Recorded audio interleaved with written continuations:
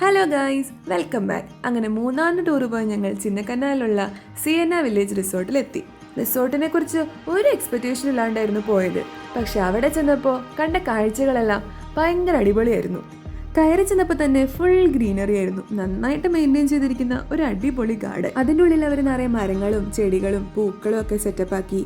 അതുപോലെ തന്നെ നിലത്ത് നല്ല പുൽത്തകിടിയൊക്കെ ആയിട്ട് നല്ലൊരു എൻട്രി തന്നെയാണ് റിസോർട്ടിൻ്റെ ഉള്ളിലേക്ക്. ഫോട്ടോ ഒക്കെ എടുക്കാൻ പറ്റിയ കുറേ നല്ല പ്ലേസ് ഈ റിസോർട്ടിൽ തന്നെ ഉണ്ടായി. അങ്ങനെ ഞങ്ങൾ എല്ലാവരും ഞങ്ങളുടെ റൂമിലേക്ക് എത്തി. രാത്രിയായി തുടങ്ങിയായിരുന്നു. എന്നാലും റിസോർട്ടിന്റെ ഭംഗിക്ക് ഒരു കുറവുണ്ടായില്ല. പിന്നെ ഞങ്ങൾ നേരെ പ്ലേ ഏരിയയിലേക്ക് പോയി. അവിടെ ചെന്ന് ഊഞ്ഞാലും സീസോയും ഒക്കെ എൻജോയ് ചെയ്തു. ഞങ്ങളെല്ലാവരും ഇത്രയൊക്കെ വളർന്നിട്ടും ഇതൊക്കെ കണ്ടപ്പോഴേക്കും ഞങ്ങളുടെ കയ്യിൽ നിന്ന് പോയി.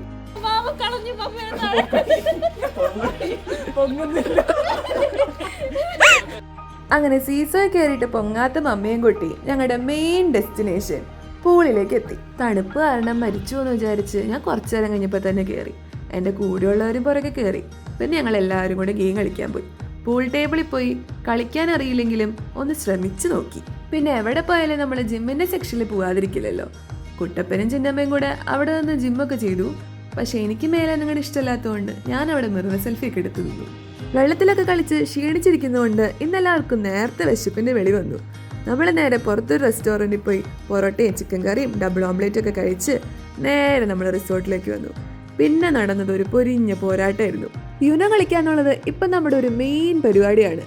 ലാസ്റ്റ് 2 കാർഡ് മാത്രമേ ഉണ്ടായുള്ളൂ ദബോയ്ക്ക്. ആ സമയത്താണ് ഞാൻ ഷഫിൾ കാർഡ് ഇറക്കിയത്. എല്ലാവരും ദബോനെ തോപ്പിക്കാൻ വേണ്ടി നോക്കിയപ്പോൾ എൻ്റെ നീക്കങ്ങൾ ആരും ശ്രദ്ധിച്ചില്ല. അങ്ങനെ ഫസ്റ്റ് കളിയിൽ ഞാൻ തന്നെ ജയിച്ചു.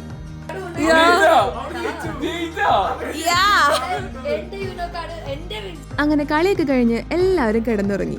അപ്പൊ അടുത്ത ദിവസത്തെ വിശേഷങ്ങളായി അടുത്ത വ്ളോഗിൽ കാണാം. ഇഷ്ടമായെങ്കിൽ ലൈക്ക്, ഷെയർ, സബ്സ്ക്രൈബ്.